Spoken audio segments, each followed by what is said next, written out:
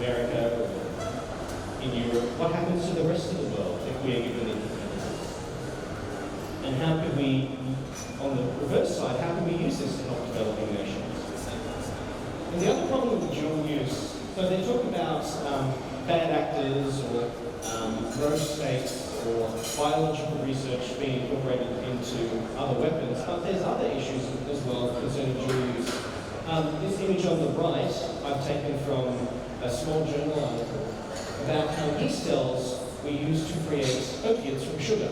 So these yeast cells just basically digest sugar, which is what they normally do, and normally they will turn it into alcohol to make beverages, or they will turn it into carbon dioxide to make bread and things like that.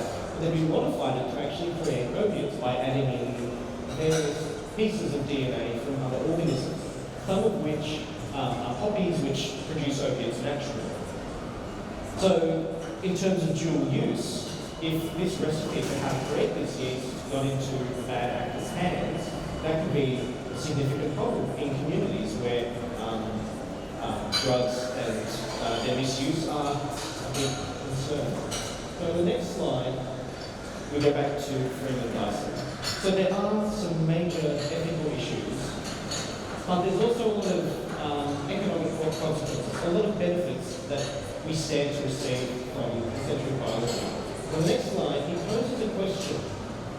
So when we domesticate this biotechnology, which at the moment is mostly in the lab, will it have the same benefits that we have seen from the domestication of physics? Because now we have digital cameras, we have GPS, we have a whole store right behind us of things that are basically made from advances in physics, whether they're televisions, electronics and things like that. So if biotechnology is advancing at the same rate with the same level of unique discoveries that are likely to change the world, how are we going to pass that on to the future? How are we going to pass that on to people who are not scientists? My argument is that we will use biodesign to do that. Now, biodesign, or biological design, is an approach that, if we can go to the next slide, is an approach that takes a user-centered approach to creating systems that let living organisms respond to their environment in a way that is useful to us. And there's lots of ways that may manifest, but basically a system is something that takes some kind of input from the outside world, brings it in, has some kind of computation, and then has some kind of output. So in here I've got, it doesn't reach my laptop off the back there, but here I've got a little clicker. If I press the button, maybe I can, if I press the, laser's off that time. So I've got the laser pointer, I press the button, there's some kind of little circuit that says turn on the laser, and then there's an output, there's the laser is able to be seen by us. That's an electronic system. But biodesign creates systems that use living organisms as part of this. And so up in the top left, we have one type of system where we have some kind of electronic system detecting some kind of human action. Maybe we push a button or we turn a dial or something like that. And then it has some effect on some kind of living organism, and then that organism has a response. Or maybe in the bottom left, the organism can just detect what we do. So it can detect a change in humidity or a change in temperature or something like that. And sometimes, on the top right, we would introduce biology into a new environment. Or we might modify the biology and introduce it to a different environment. So in order to achieve these things, and we're going to have a look at a few examples, we need interdisciplinary collaboration. And so we need design thinking, and we need scientific research. The advantage of this, on the next slide, is that it has many applications. So the first application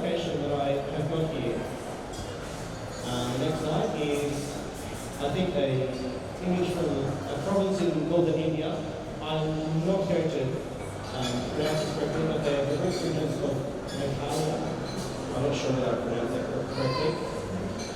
But I like this because it's coming back to architecture. It's coming back to that original cathedral that we saw at the start.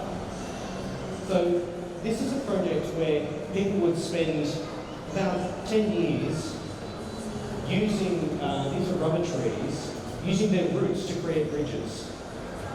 So they allow the tree to just grow, but they push it in a certain way, and in response the roots will eventually grow together. They take, I think, 10 to 15 years to create a bridge like this, but they should last for a few centuries because these are living, they will repair themselves. They are perfectly integrated with their environment. And there are many examples of this. I like this one, but number 1 Central Park in Sydney, just across from UTS, the building with all the plants on the outside. Most of you are nodding your head.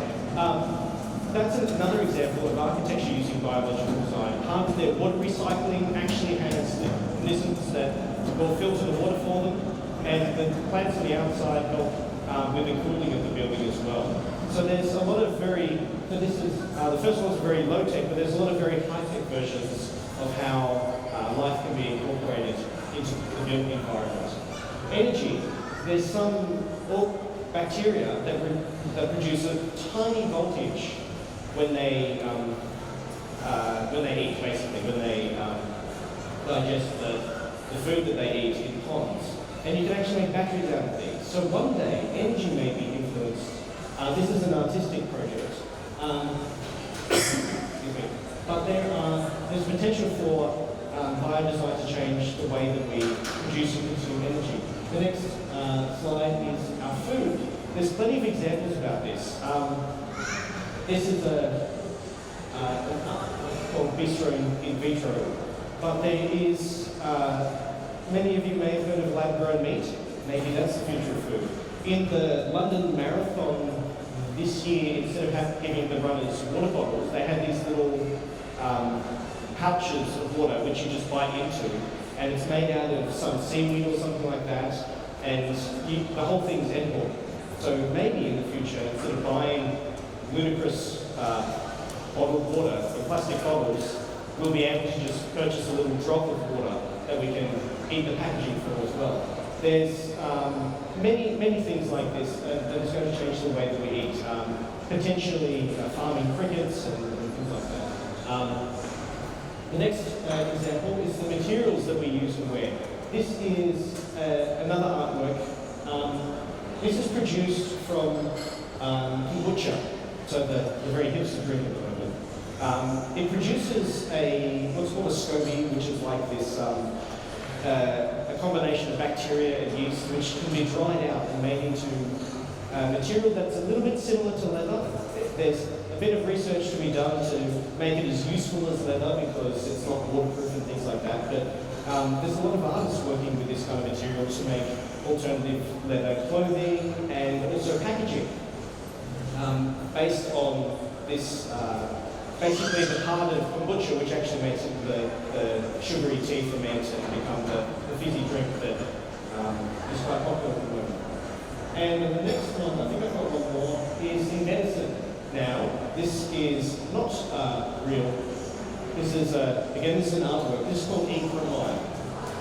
And the E. coli that I had up earlier, the picture there, E. coli is used a lot in biological design because it's very useful, because it grows very reliably, and we're able to actually give it a little bit of DNA, and it's quite happy to do that. And we can do things like we can just turn them off if after a certain amount of time, if we don't want them to do whatever they want anymore. But this is a concept for a probiotic yogurt that you would drink, which would then diagnose various gut problems based on the result at the other end.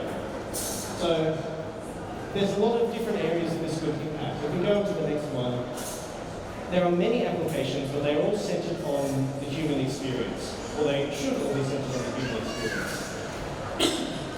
So for the next slide. So now, biodesign is a combination of biology, the science and design, the field of creating products. So the scientific methods addresses what we call tame problems. They can be very complex problems, and they often are very complex problems, but their nature is what we call tame problems. And the way that you solve these problems is by observing, doing some research, forming some kind of hypothesis, performing an experiment to test your hypothesis, analyze your results, and then share it. And the next line, I've got the design method. The design method solves what we call wicked problems. Now, wicked problems aren't inherently complex, they can be simple, in the same way that scientific problems can be simple or complex. But basically, the model is that you understand what people need, then you prototype, then you test, and then you build another prototype, and then test, and build another prototype and test. It's very what we call iterative.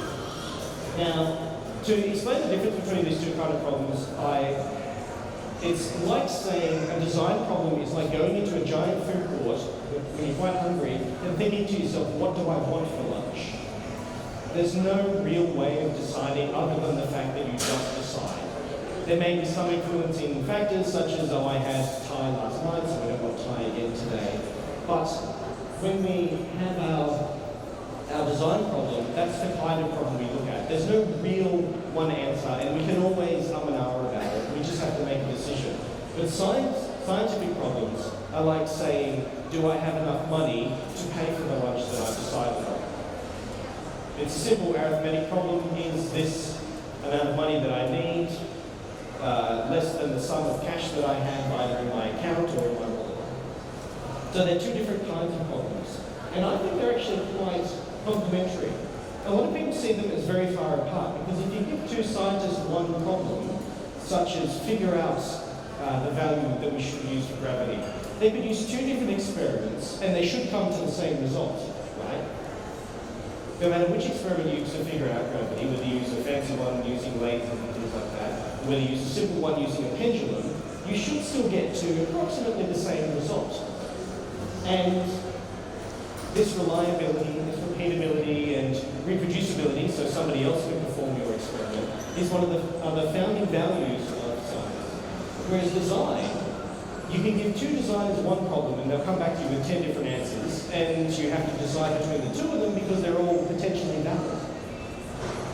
And for design to come up with these things, we value empathy, we value repeatability, but repeating the method that we solved our problem. And we also value novelty, doing something different, doing something new. So there's lots of ways that different people think about what we call design thinking, and everybody's got a different model. This one is from Stanford Design School. So you empathize with your user, you define a problem, you ideate from different ideas, you prototype them, and then you test them with your user, and then you go back at any point to a stage earlier and then iterate over it again. The next one, I think I've got the UK Design Council. This is another design thinking model. It's pretty similar. So you start with a problem, the diamond gets bigger as we come up with more ideas that might address the problem, and then we narrow them down to define what the problem is. And then we develop our solution. So we come up with lots of prototypes, and we test them and we narrow them down to something very novel and singular that will serve as a solution to the problem. The next one, I think, is the one that we use at Sydney University. Design is about thinking, making, breaking, and then repeating. So we think about who our needs are and what our users actually want, rather than what they just tell us that they think they want. We make something, we build. My favourite part is the prototyping stage. And then we break our ideas. We test them and we give them to people and we say to them, does this work for you? And we have ways of testing them. And at some point, we'll always repeat. Now, this is my own way of thinking about the way that I approach design. I just like to start with defining what people need. So there's some kind of need, and that causes a problem for them. I come up with some kind of tentative solution. I form some kind of prototype. We critique it with either people, users, or with experts. And then often it's not what people really need, and so I go through this problem reframing stage. And the next slide actually describes that a little bit. So problem reframing, the designer's approach to coming up with new ideas, is like a word quiz. And there was this, on National Public Radio in the States, there was a weekly word quiz. And so every week you'll get last week's answer and you get a new puzzle, typical radio quiz. And some of you maybe, who are into word quizzes, might be thinking about this. Find a 10-letter word or a phrase that has 2 O's, 2 E's, 2 N's, and 4 of any other letter. I'm not going to ask you to put your hand up because the next slide that has the answer, there is no answer. This was actually a mistake. It was a slip. The radio announcer posed the question and misread it.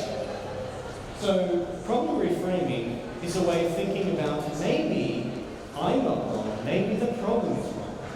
So the correct answer, if you're willing to break the normal rules of word games, so you can't use prop nouns and things like that, you can say X on X on. So there's 2 E's, 2 O's, 2 N's, and 4 X's. Of course, this would not normally be allowed in Scrabble, or most word games, but maybe there's another way of doing it.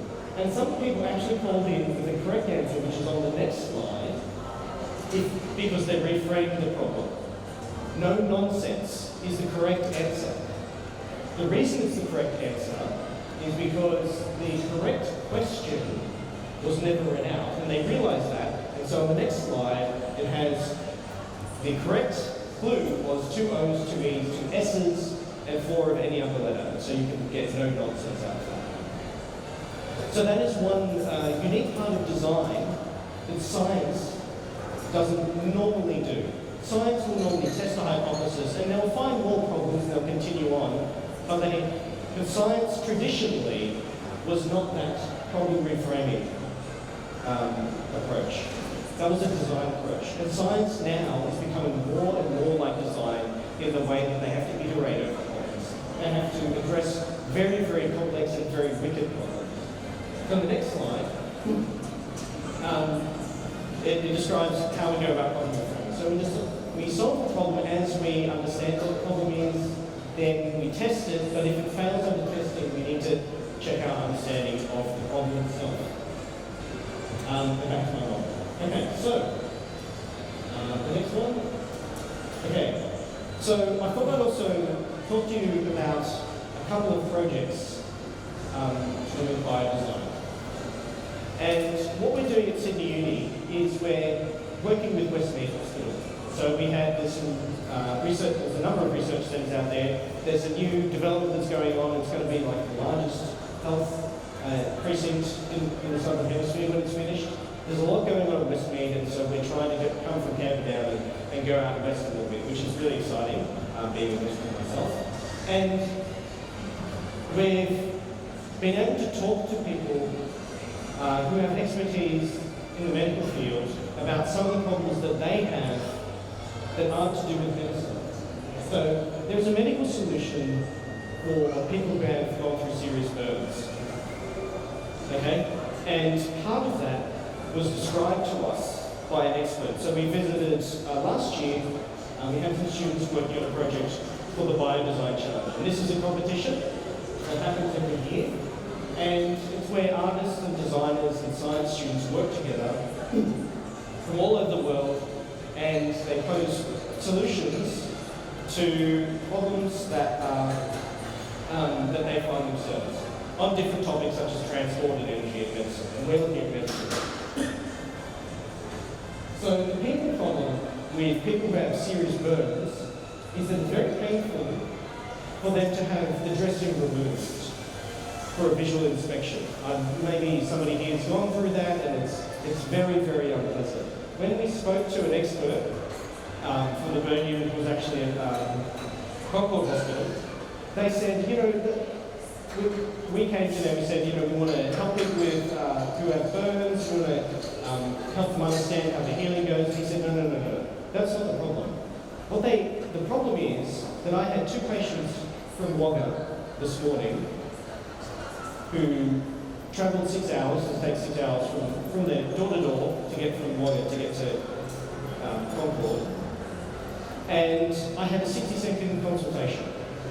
They were told because they were burned in a workplace accident that they had to go and see a specialist, and there was no specialist at Wagga, so they had just covered up their burn to keep it clean and sterile, because burns are sterile wounds. And we had to take the bandage off. I looked at it, oh, it's healing nicely. We put the bandage back on and sent it back home, because there was nothing left to do. So that's a problem for people.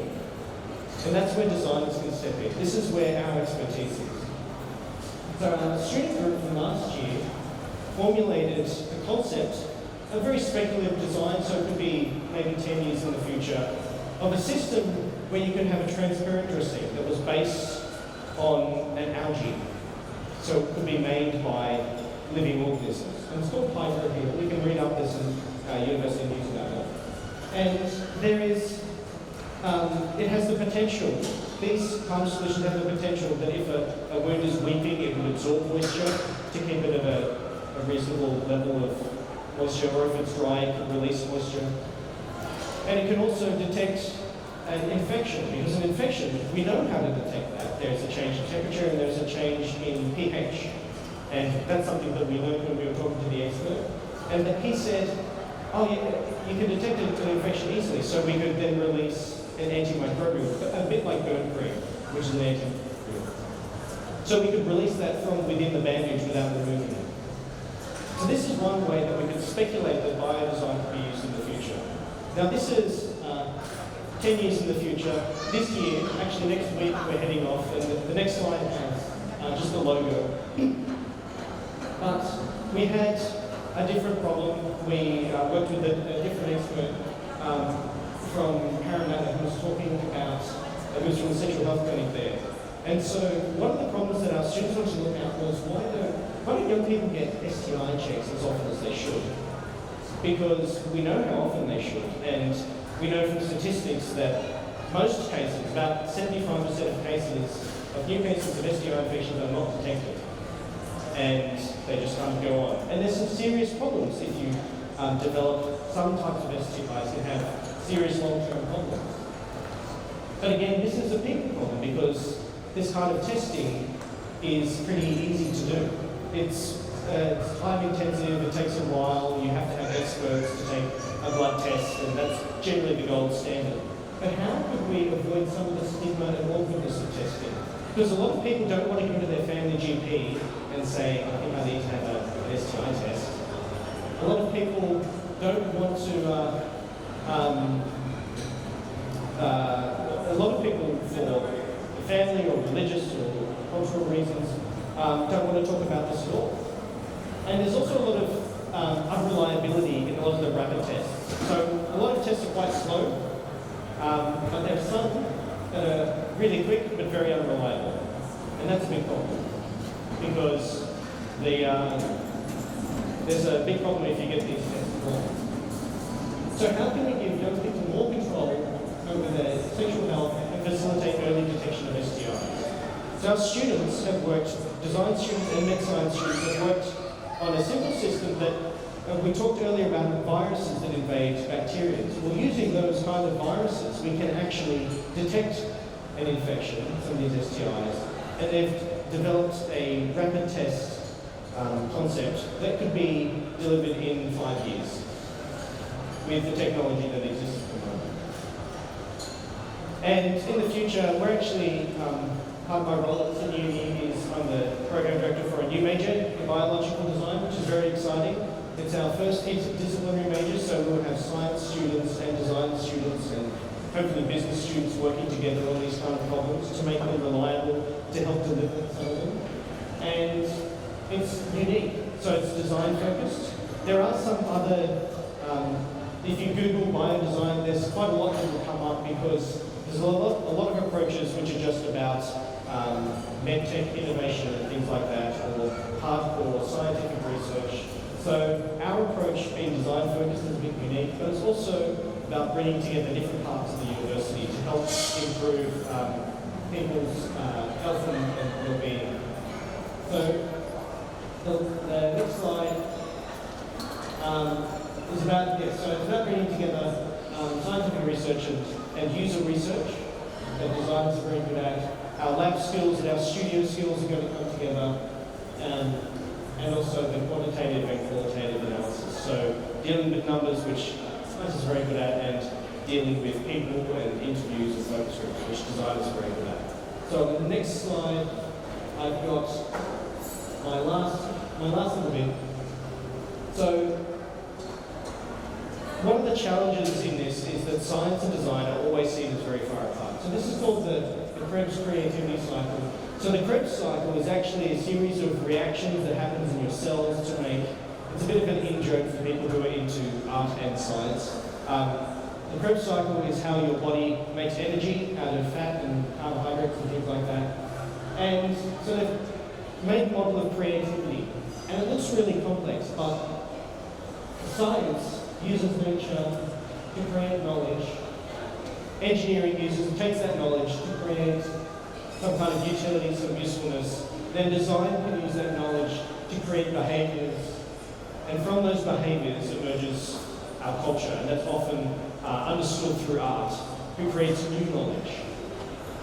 And so if we go to the next slide, there's a quote from the director of the MIT Media Lab.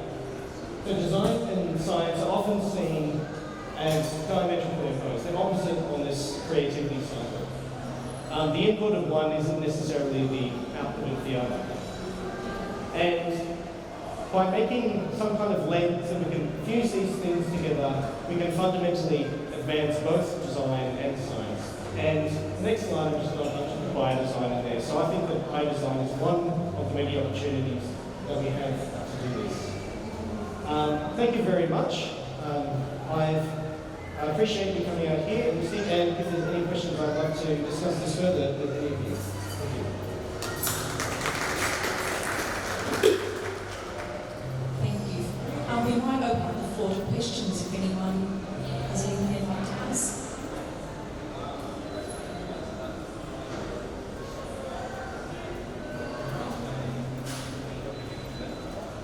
Hi there, thank you very much for the presentation. Just like to know, what does it mean to have a pollution or contamination of DNA pool? With the DNA pool. So one of the problems, so going back to the two children who were modified, had their DNA modified, those modifications will be passed on if they had children. So if we were to be flippant about that, if we were to not take that responsibility seriously and to try and maybe speed up evolution or something like that, those things would be passed on. And a lot of those have unintended consequences. So I mentioned very briefly that that specific gene which was modified to be one that was resistant to HIV is very rare. And there may be a very good reason for that. It may be that people who have that gene naturally don't survive as long, and there has been some research that shows that that may be the case. So to just modify someone to have a preventable disease, have resistance to a preventable disease, I'm sure having the talk with your kids is probably a lot less awkward than having a talk about actually your DNA was modified. So this is really an opportunity for us to change a lot of things, but an opportunity for things to be really badly ruined. One of the things, so I mentioned about E. coli. So E. coli and some of the yeasts that they use a lot in biological design they're very prolific, they're everywhere. So, for example, they often use baker's yeast. I can't remember the technical name for it, but that's basically everywhere. If you want to start growing making your own bread, you don't actually need to get the yeast from anywhere. It just lives on the wheat that's ground into flour. It's everywhere. But that's the kind of yeast that they're modifying because it's useful because it grows fairly predictably and pretty resilient. And so what they're doing is they actually have ways of putting in a switch that will turn that will just kill that yeast if something goes wrong. So there's no cause for alarm at the moment, but potentially if we started to do this to animals or creatures or organisms that had a bigger influence on our ecosystem, it could be a significant problem. Yeah.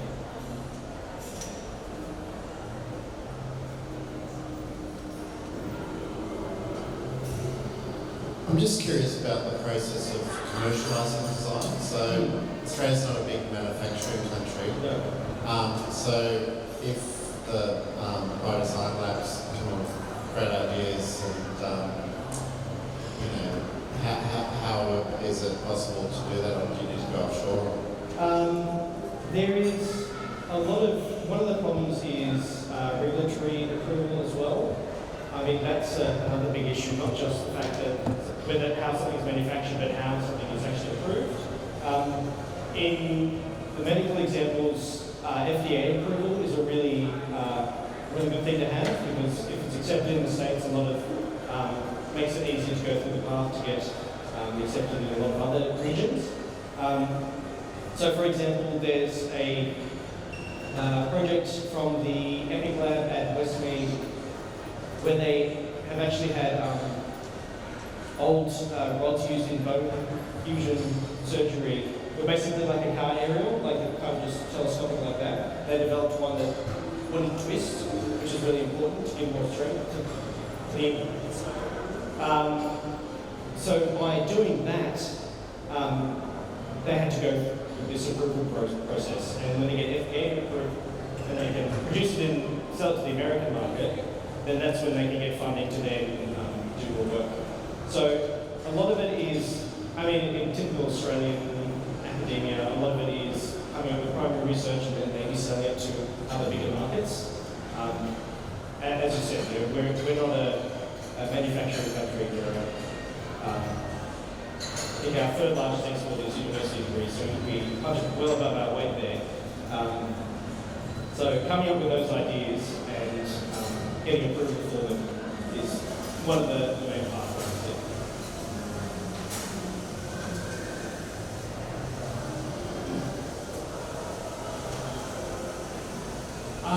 Could you just briefly comment on where this fits with genetically modified organisms, plants, and so a lot of biological design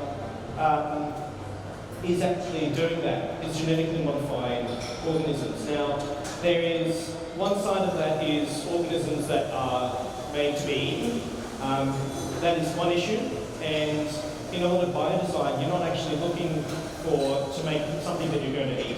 Obviously, the lab-grown meat and projects like that are, but things like there are projects that don't modify an organism; they just put them in a new environment. So there's a fermented soy food. I haven't actually ever had it. It's called natto. It's Japanese, and it's basically fermented soybean dish that they have with rice.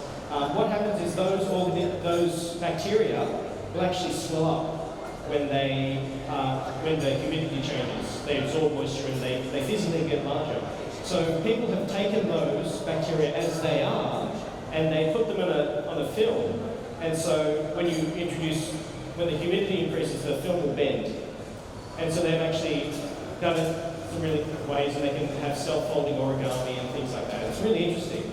But on the other side, yes, there is people, and there's a lot of research who are saying we can put a little, bacteria is very good at taking a little bit of additional DNA. And this is where the genetic modification comes in. So that DNA will have some kind of function. And one really common one is to actually make it glow in response to something else. So, or to change colour, or to produce some kind of chemical that produces a colour. For example, I think it was in Bangladesh, there was a project that was proposed because there's a problem with arsenic contamination in water, and they took E. coli, that bacteria that I had up earlier, and they gave it a little bit of DNA, and when you do that, it gives it to all the other E. coli around it, so they all get this extra bit of DNA, and when it detects arsenic, it produces basically an orange dye, so it will change colour. So there's those kind of useful things that are not to do necessarily with the food and things like that, because then you can give it another piece of DNA that's part of that. Once it's produced that dye, it will just destroy itself. So you can put a kill switch in there, which is one thing that they do. Not many people have very much sympathy for E. coli bacteria. So we don't mind putting an off switch on them. But that's one of the considerations, again, ethically. What are we really certain about what we're putting into this and how people will use them? For example, the STI test project that our students worked on this semester, one of the questions was, how could this tube with this fluid, with this little virus that infects bacteria be misused? Well, somebody could drink it. What would happen to them in that scenario? We have, as designers, we kind of try and anticipate all kinds of users, even the ones that don't use our products the way that we think they should. So yes, a lot of biodesign and what they call synthetic biology is about modifying these organisms, but there's an ethical framework around that as well.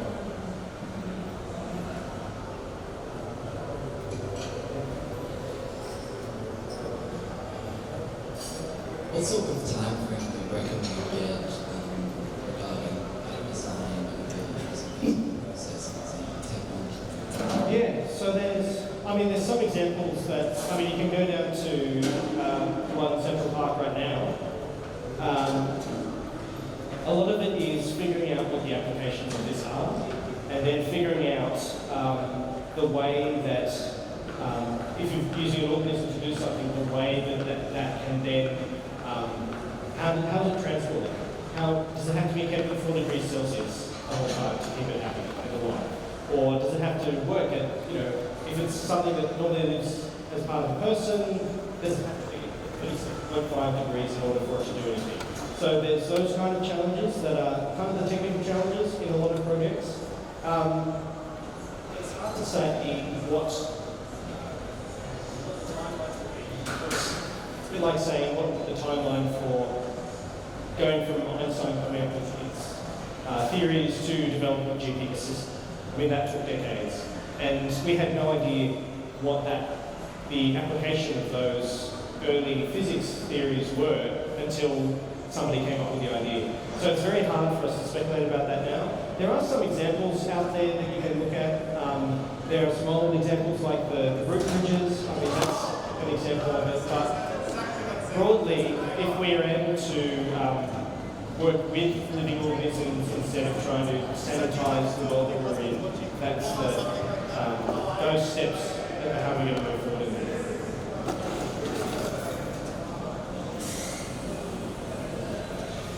You showed a picture of La Familia. That's the La Familia. Yeah, yes. And I think I read it only got finally approved last week or last month or something. Yes, the final approval for the last part of the construction. Yeah, I heard about that too. So is a large part of innovation and to kind of not necessarily get all the approvals that you would otherwise get from an engineering perspective, and obviously there can be consequences. Yeah, with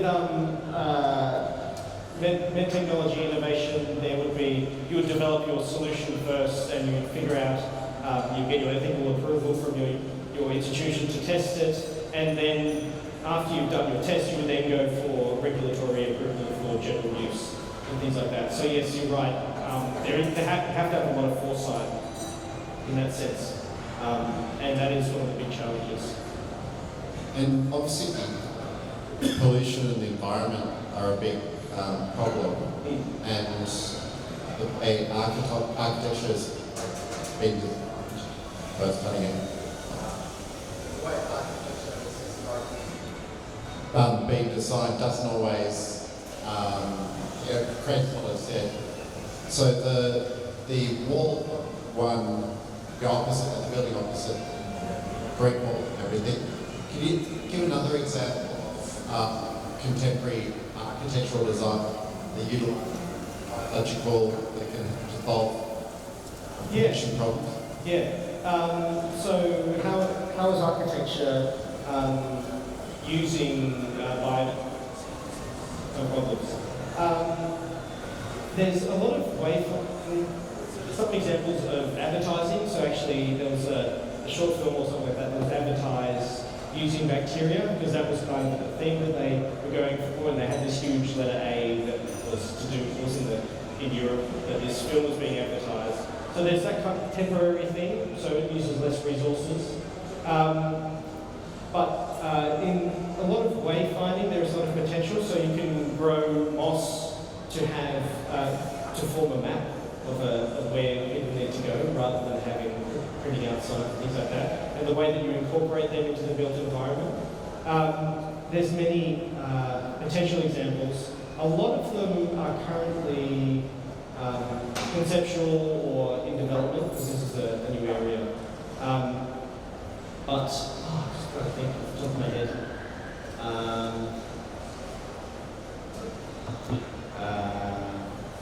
don't know, none spring to my mind. I don't know. I can look up some of them. Maybe a sunflower, like a solar array. Yeah. So there's been a lot of biomimetic design like that, like the concentrated solar thermal power plants have mirrors that move and always point the light from the sun at the one receiver, and that's kind of mimicking that. But actually, the next step is how we can have those living organisms as part of that. And sometimes it's hard to conceptualize on a large architectural scale. Yeah.